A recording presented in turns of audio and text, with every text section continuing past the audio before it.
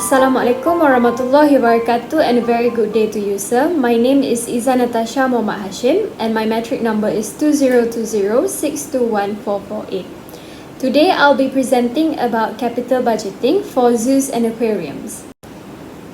First of all, the definition of capital budgeting is a process where huge expenses and investments are evaluated. By using this method, managers can go through many projects and investments at the same time getting the results that will indicate the investment or project with the most value and the greatest impact on the company.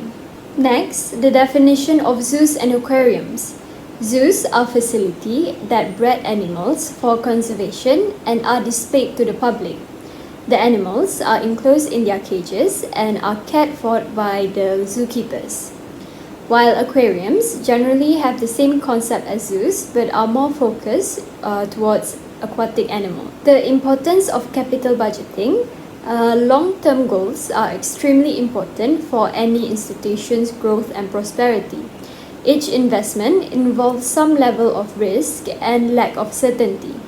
As a result, capital budgeting is a very critical tool to the survival of zoos and aquariums. Next, recognizing and assessing capital projects for the business is also part of the capital budgeting process. This method could be used to investigate various decision-making, such as purchasing a new machine, looking to expand to some other geographic location, or even substituting an old asset.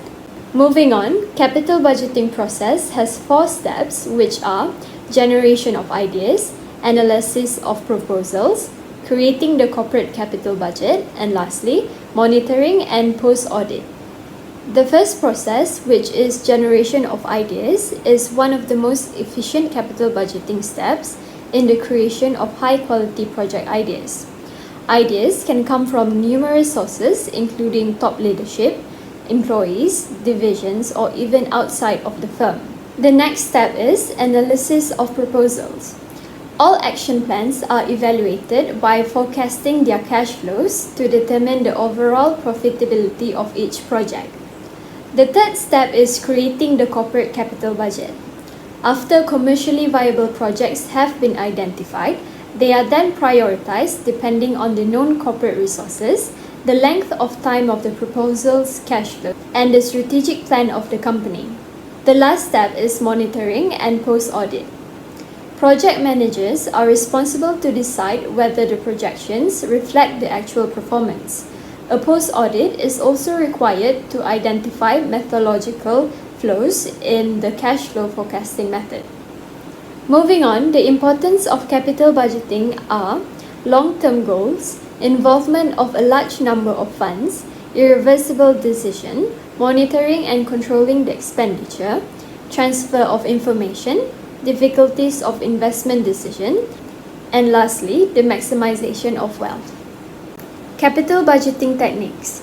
The traditional methods of capital budgeting includes the payback period method and the accounting rate of return, or known as ARR.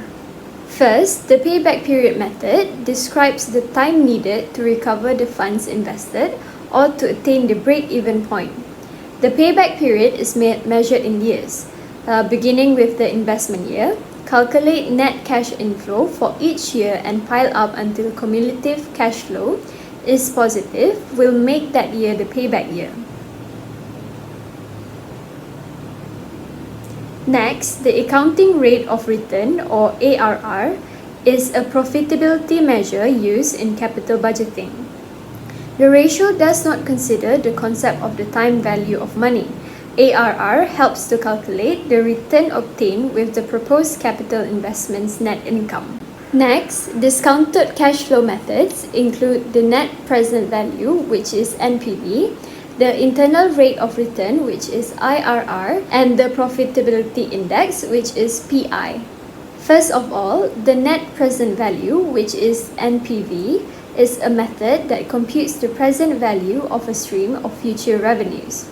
Next, the internal rate of return, which is IRR, is a method for estimating the rate of return on an investment. The IRR considers the time preferences of investments and money.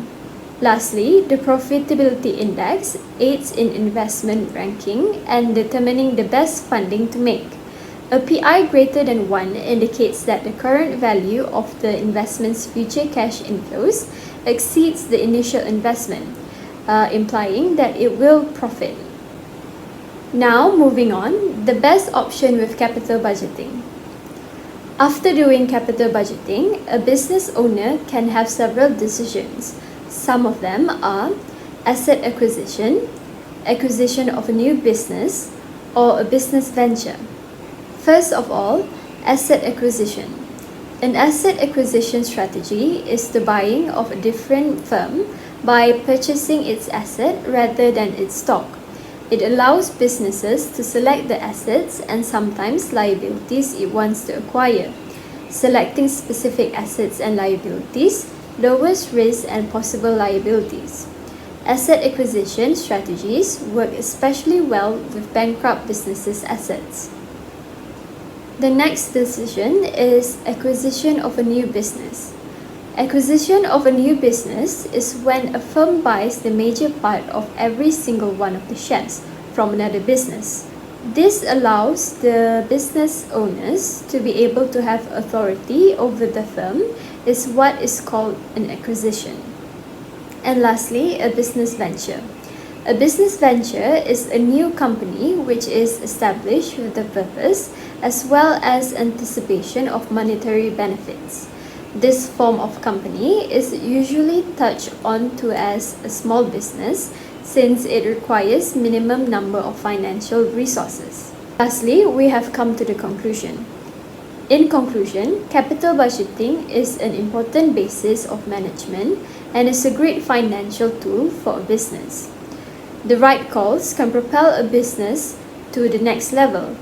However, a single bad decision can bring the company to its knees. The use of capital budgeting in the zoo and aquarium industry gives a clear view on how to properly determine the investment. That's all from me. Thank you for listening. Have a great day.